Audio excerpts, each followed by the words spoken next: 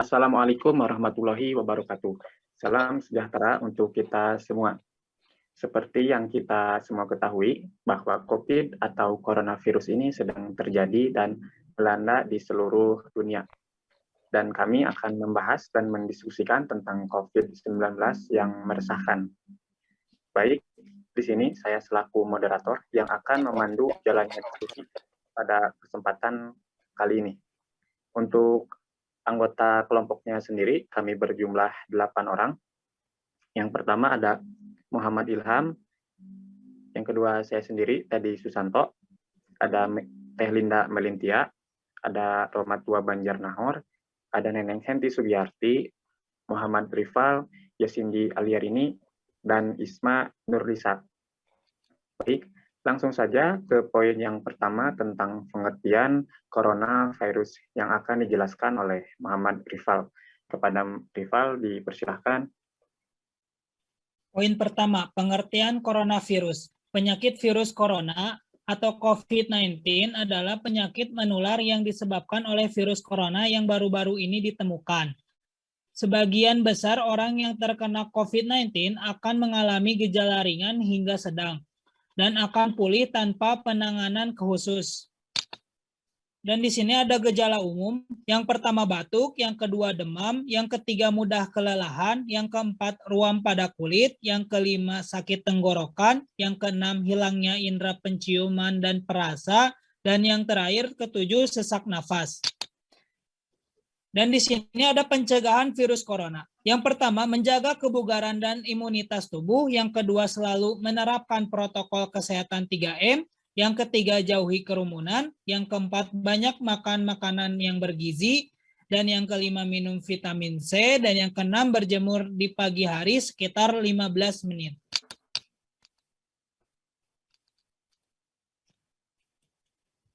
Oke, baik, terima kasih Muhammad Rifal telah menjelaskan tentang pengertian coronavirus. Selanjutnya ada isu tentang COVID-19 di mata masyarakat yang akan dijelaskan oleh Roma Tua Banjarnahor. Kepada Roma dipersilahkan. Isu tentang COVID-19 di mata masyarakat.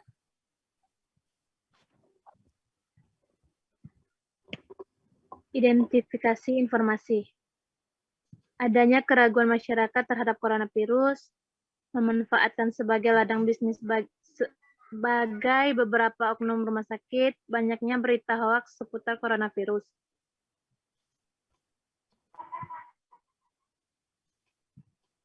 Dampak virus COVID-19, meningkatnya jumlah pengangguran, kegiatan rohani yang dibatasi, keluhan orang tua mengenai sekolah dengan metode daring, ketidakstabilan ekonomi, dan angka perceraian meningkat.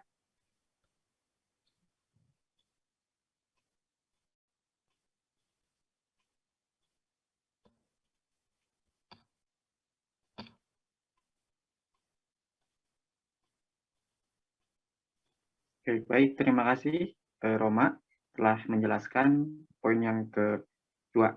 Selanjutnya ada kebijakan pemerintah dalam upaya menangani COVID-19 yang akan dijelaskan oleh Neneng Henti Sugiyarti. Kepada Neneng dipersilahkan. Baik, terima kasih. Poin yang keempat yaitu mengenai kebijakan pemerintah dalam upaya menangani COVID-19. Yang pertama, menyuarakan protokol kesehatan 3M melalui berbagai media, menerapkan kehidupan new normal, diperbanyaknya layanan kesehatan, dan pemberian vaksinisasi.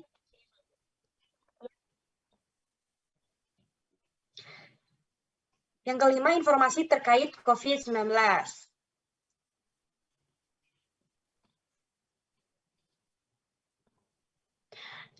Adanya keraguan masyarakat terhadap coronavirus, lalu memanfaatkan sebagai ladang bisnis bagi beberapa oknum rumah sakit, banyaknya berita hoax seputar coronavirus.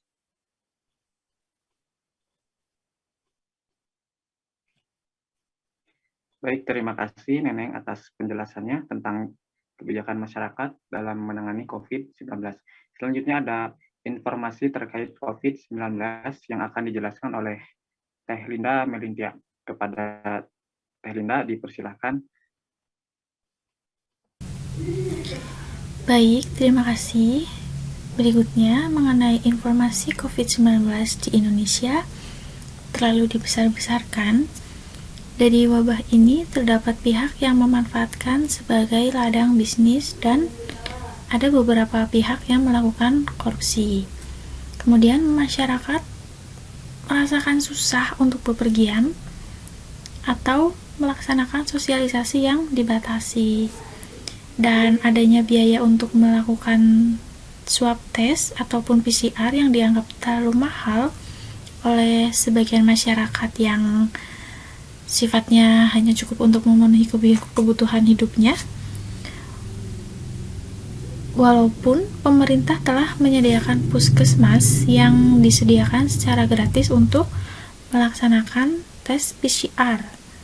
Akan tetapi, kendalanya di sini itu ketika menunggu hasilnya lama keluarnya, begitu. Kemudian, adanya simpang siur sosialisasi tentang COVID-19 dari pemerintah terhadap masyarakat. Dan yang terakhir di sini ada pengalaman dari kakek teh Ismanulisa yang meninggal. Kemudian terdapat kelalaian dari pihak rumah sakit yang mengantar jenazah yang pada saat itu tidak memakai APD. Padahal sebelum beliau meninggal, 3 hari sebelum beliau meninggal, sudah dilaksanakan swab test. Akan tetapi, hasilnya keluar itu setelah dimakamkan. Padahal,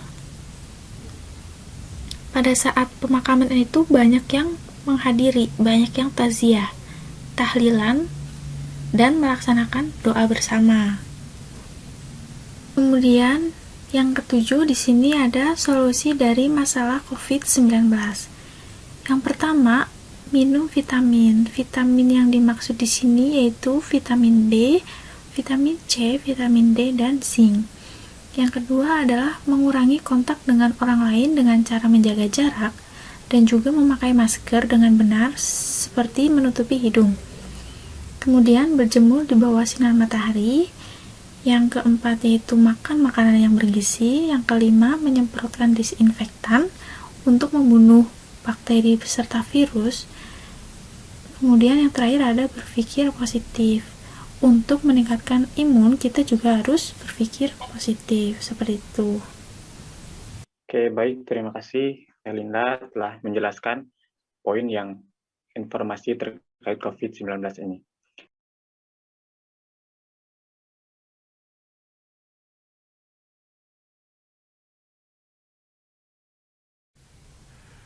Oke, terima kasih teman-teman semua yang sudah menjelaskan materi COVID-19 yang meresahkan ini. Baik, kita masuk ke dalam sesi diskusi. Nah, dan kebetulan di sini ada teman kita yang pernah terkena COVID-19 secara langsung. Ada Neneng dan Teh Linda. Baik, untuk Neneng dan Teh Linda, bisa diceritakan pengalaman kalian bagaimana awal mulanya kalian bisa terkena COVID-19 ini. Mungkin untuk yang pertama dari Neneng dulu, dipersilahkan. Baik, terima kasih atas waktunya Kang Teddy.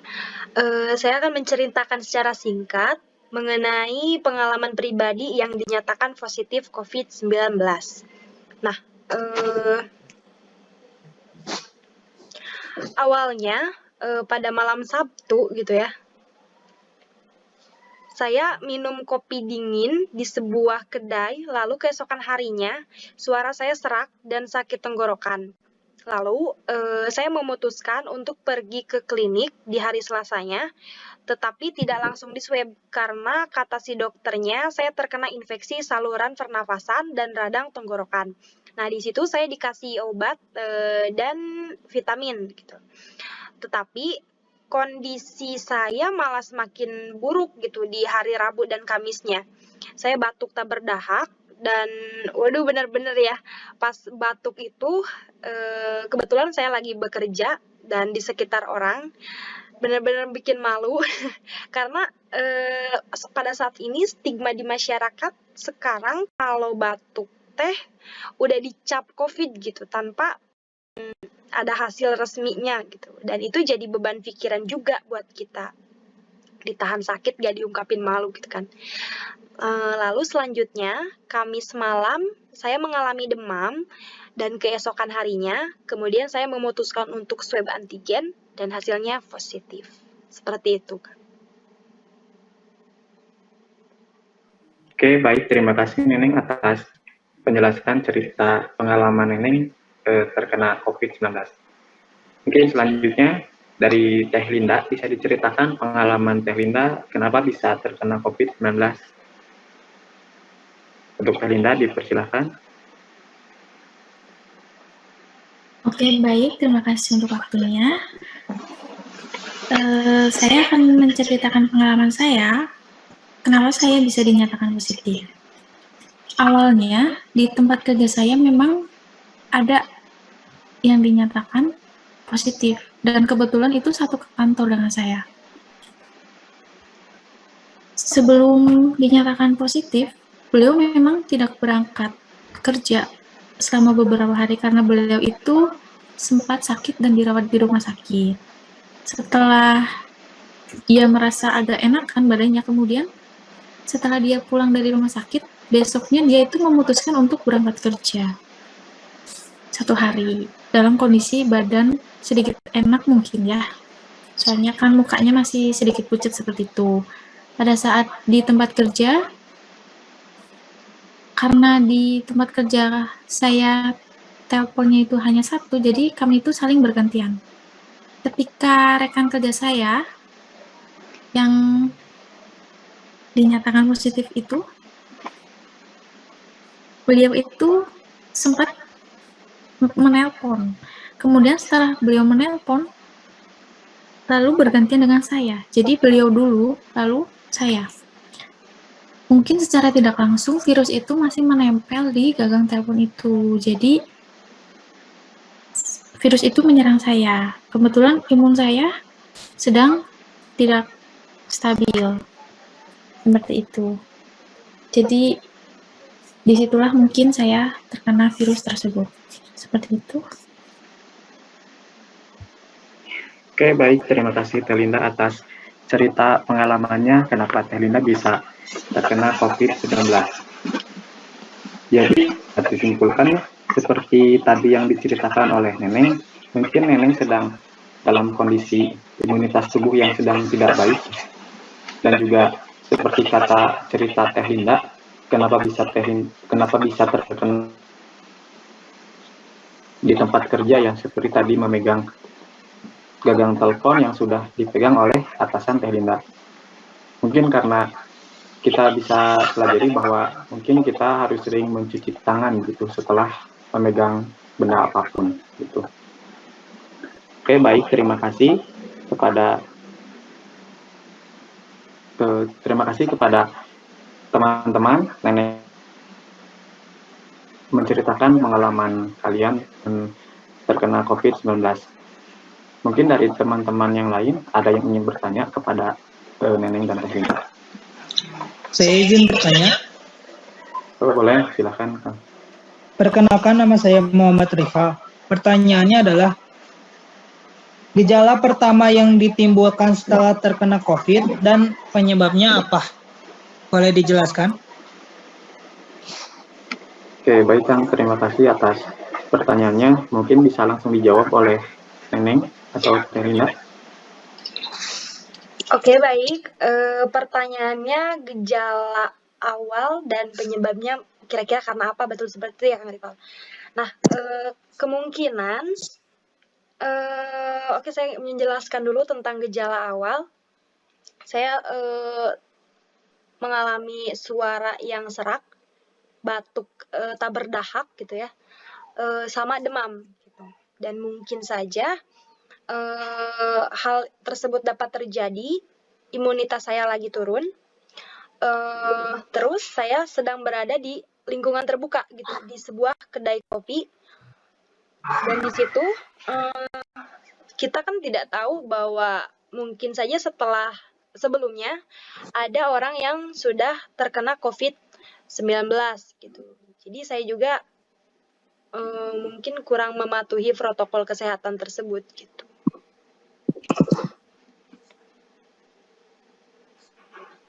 Oke, baik, Teh Neneng, terima kasih atas jawabannya. Mungkin dari Teh Linda bisa dijawab pertanyaan Rifa.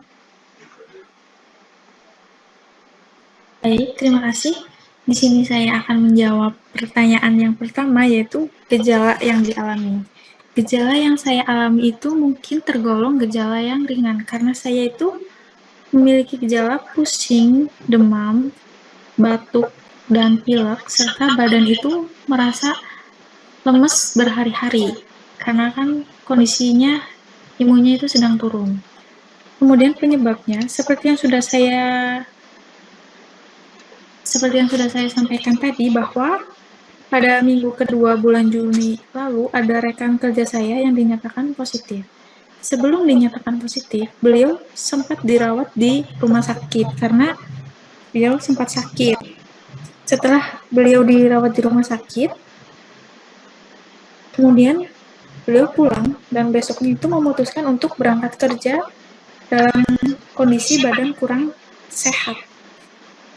Beliau berangkat kerja hanya 1 hari, dan hari berikutnya beliau tidak masuk. Kemudian menitipkan hasil swab test dan hasilnya dinyatakan positif. Memang secara komunikasi kita itu tidak berkomunikasi secara langsung berhadapan-hadapan, itu tidak. Tapi pada saat di tempat kerja saya tidak berkontak langsung dengan dia, dan pada saat beliau menggunakan telepon di kantor, kemudian saya menyusulnya karena saya ada kepentingan untuk menelpon juga. Mungkin dari situlah, dari gagang telepon itulah, virus itu masih menempel. Kemudian saya terkena virus itu karena imunnya sedang tidak stabil juga pada saat itu. Kemudian setelah beberapa hari, badan rasanya makin tidak enak.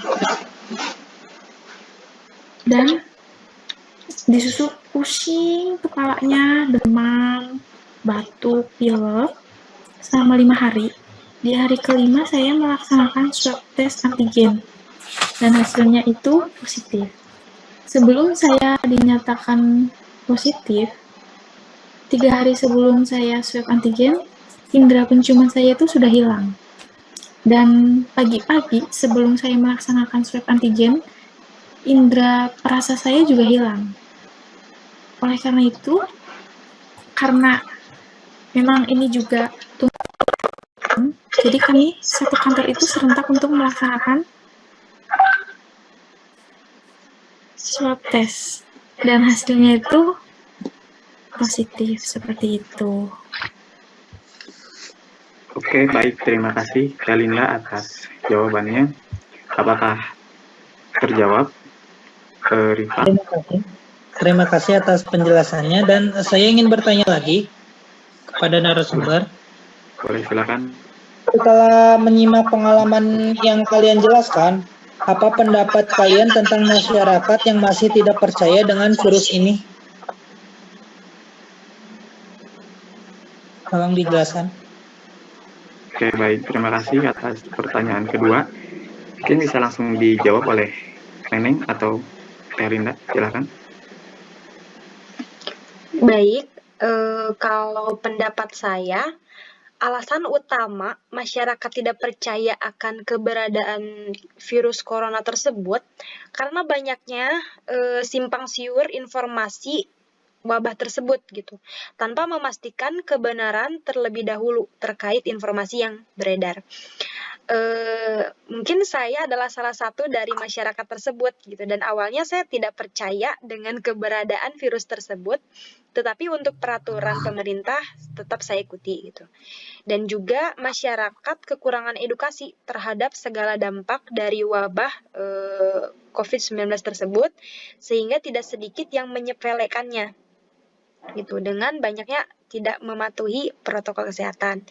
Dan setelah saya dinyatakan positif, saya benar-benar percaya bahwa virus corona tersebut memang benar adanya. Seperti itu, Kang. Oke, baik, terima kasih atas jawabannya, Neneng. Mungkin dari Teh Linda sendiri, apakah jawaban? Silakan Teh. Baik, terima kasih. Saya setuju sekali dengan Teh Neneng karena saya juga merasakan hal seperti itu. Awalnya memang saya ragu, kemudian karena ini menimpa pada diri saya sendiri, saya itu merasa yakin bahwa virus itu memang ada. Walaupun memang adanya berita simpang siur mengenai wabah ini, mulai dari adanya rumah sakit yang memanfaatkan situasi seperti ini, ataupun beberapa koruptor yang menimbun dana bantuan wabah ini. Nah, adanya isu masyarakat mengenai penanganan wabah di beberapa rumah sakit yang menjadikan wabah ini sebagai ladang bisnis. Jadi, masyarakat itu ada yang yakin, ada yang tidak. Yang yakin mungkin karena tetangganya ada yang sakit seperti itu, atau mungkin sudah melihat secara nyata, atau beliau mengalami sendiri. Untuk yang masih ragu, karena kurangnya sosialisasi dalam lingkungan masyarakat, sehingga masyarakat itu masih merasa ragu. Apalagi, seperti yang sudah saya sampaikan tadi, banyaknya berita simpang siur di berbagai postingan media sosial, seperti itu.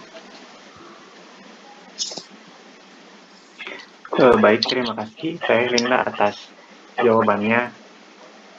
Mungkin apakah terjawab, Rifa? Terima kasih atas jawabannya. Oke, baik. Mungkin dari saya sendiri bertanya kepada kalian, karena terkena COVID-19 ini secara langsung ya, dan apa yang kalian lakukan dalam proses penyembuhan selain isolasi mandiri gitu. Mungkin bisa langsung dijawab oleh Neneng atau Teh Linda. Baik, yang saya lakukan tentunya yang tadi ya isolasi mandiri itu mah memang perlu. Lalu semua kegiatan sehari-hari saya benar-benar dibatasi gitu ya. Mulai dari pekerjaan yang dirumahkan, terus membeli makanan secara online gitu. Dan memang kebetulan saya kos sendirian gitu. Jadi betul-betul tidak ada interaksi secara langsung bersama orang lain gitu. Lalu berjemur tiap hari selama 15 menit dari mulai jam 7 sampai jam 10-an gitu. Karena matahari udah mulai pada saat itu mengeluarkan vitamin yang bagus untuk mematikan virus yang ada di tubuh kita. Lalu minum vitamin B, C, dan D, zinc juga. Banyak minum es kelapa muda nih, bukan es sih, tapi kelapa muda yang dicampur jeruk nipis sama madu gitu. Lalu istirahat yang cukup. Dan ada satu catatan penting bahwa kita jangan panik gitu, semua akan membaik. Terima kasih. Oke, baik. Terima kasih Neneng atas jawabannya. Mungkin dari Teh Linda sendiri bisa dijawab tentang pertanyaan tadi. Baik, untuk jawaban dari saya satu pendapat dengan Teh Neneng karena saya juga melaksanakan hal yang sama seperti itu. Di sini saya melakukan olahraga kecil. Yang penting itu tidak membuat nafas saya itu merasa sesak, karena saya itu tidak ada gejala sesak nafas, jadi saya tetap melakukan olahraga yang ringan-ringan saja. Saya juga berjemur kurang lebih 15-20 menit pada jam 7 sampai jam 10. Dan saya juga menerapkan pola hidup sehat, terutama pada diri saya dan lingkungan saya. Mulai dari makan makanan yang bergizi, menerapkan protokol kesehatan seperti mencuci tangan sebelum makan dan sesudah makan. Saya juga memakai masker ketika saya keluar rumah. Kemudian saya membatasi aktivitas saya dengan orang tua saya, karena satu rumah dengan orang tua. Saya juga menjaga jarak dengan orang tua saya. Saya juga rutin minum vitamin, dan saya juga meminum minuman tradisional ya, seperti rebusan air jahe dicampur dengan serai dan gula Jawa. Karena saat itu indera perasa saya tidak berfungsi dengan baik, serta indera penciuman saya juga, saya itu ketika meminum itu tidak terasa. Mungkin kalau orang sehat minum seperti itu tuh tidak nafsu ya. Tapi buat yang sedang mengalami anosmia, itu sangat bermanfaat, sangat berpengaruh. Saya yang merasakan hal seperti itu. Seperti itu. Oke, baik. Terima kasih, Linda, atas jawabannya. Ya, jadi selain isolasi mandiri, kalian itu meminum minuman herbal ya, seperti jahe gitu, ataupun kelapa muda, dan minum vitamin juga, ya. Dan juga melakukan olahraga. Itu untuk menjaga dan meningkatkan imunitas tubuh begitu. Oke, baik, terima kasih. Setelah kita berdiskusi dan mendengarkan langsung dari narasumber yang pernah terkena COVID-19, kita bisa belajar lebih mendisiplinkan diri untuk menerapkan protokol kesehatan, khususnya kepada diri sendiri. Contohnya seperti yang telah dijelaskan tadi oleh narasumber dan juga teman-teman lainnya, kita bisa memakai masker ketika berpergian keluar rumah, selalu menjaga jarak ketika berada di kerumunan atau sedang mengobrol dengan teman di luar. Dan juga jangan lupa menerapkan 3M seperti yang telah diterapkan oleh pemerintah, seperti mencuci tangan, memakai masker, dan menjaga jarak. Oke, mungkin itu saja yang dapat saya sampaikan. Semoga diskusi ini bisa menjadi pembelajaran untuk kita, khususnya bagi kami. Dan saya mohon maaf jika ada kesalahan kata-kata atau dalam penyampaian materi pada hari ini. Assalamualaikum warahmatullahi wabarakatuh. Waalaikumsalam warahmatullahi wabarakatuh.